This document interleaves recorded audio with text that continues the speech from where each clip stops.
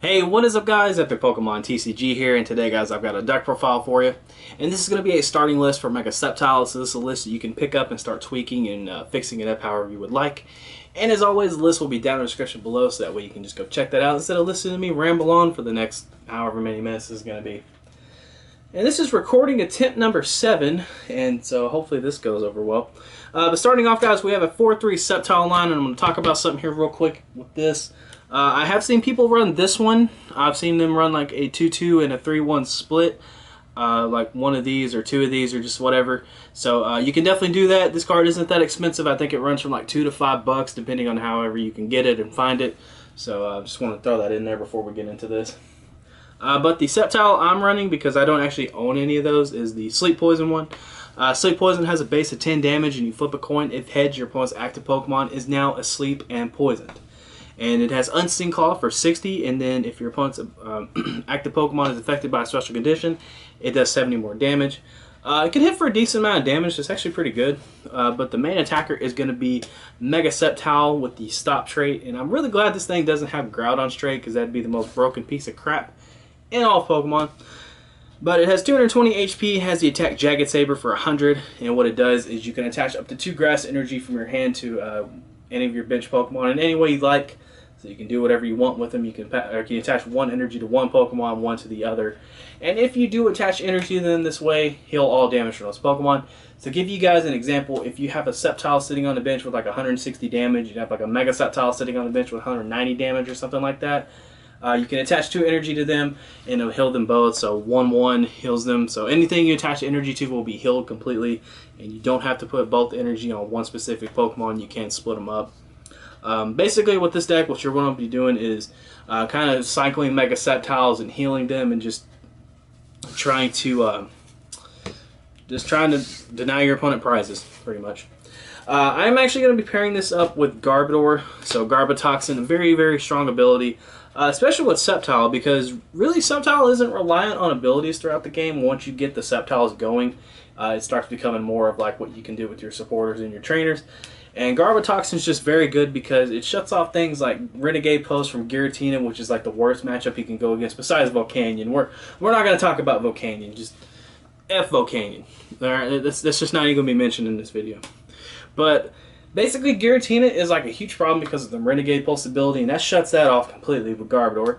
And also Klefki, it'll shut off Klefki's ability. It shuts off Stand-In with Zoroark. It shuts off Setup, Scoundrel Ring, all that stuff. Everything in the game, it shuts all that off. So that's pretty sweet. And really, that's just kind of an obvious partner with Sceptile, just because you're healing your own Pokemon. You're doing a decent amount of damage and denying them abilities. So basically, when you get all that stuff going, they can't use Shaymin, they can't do anything, and you know they're just attacking you, and it just kind of becomes like a really big problem. So I decided, you know, why not pair this up with the 2-2 Garbodor? Seems pretty good. So that's why that's in there. Really, I don't think I need to talk about anything else with Garbodor. It just shuts off the obvious abilities that are going to be giving you problems throughout the game. Speaking of abilities, we also going to be running a 2 Shaymin, 1 Hoopa line. Hoopa is just really good because it can Scoundrel Ring for like a couple Sceptile or like Mega Sceptiles and a Shaymin or just whatever. Whatever you might need during the current situation, so that's pretty good. Shaymin, pretty much just in here for consistency, allows you to use setup and just draw some extra cards. And of course there are parallel cities, you'll see those later in the game. They get rid of those so that way they're not factors throughout the game. But the supporter line, I'm actually kind of tweaking and monkeying with it.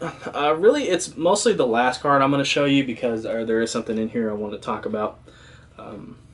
But starting off, guys, we have 4 Sycamore, pretty self-explanatory.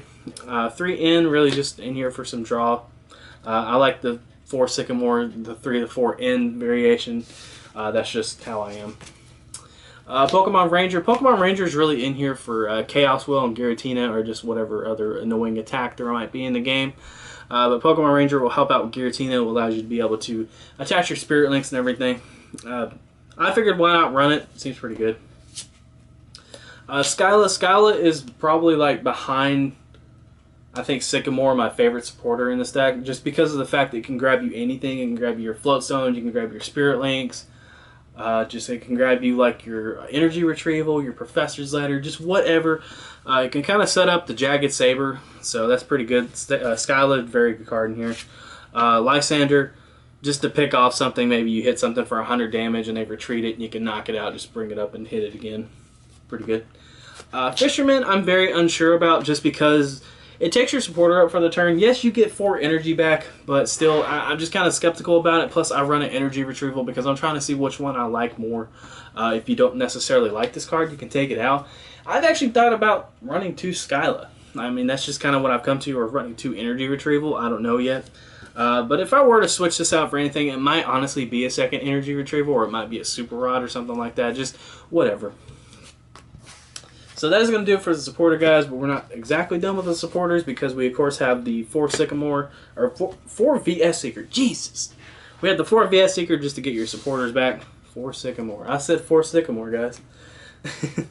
But we also run 4 Ultra Ball. This is just going to be so you can grab your Hoopa, grab your Sceptile lines, and grab your Trubbish and Garbodor.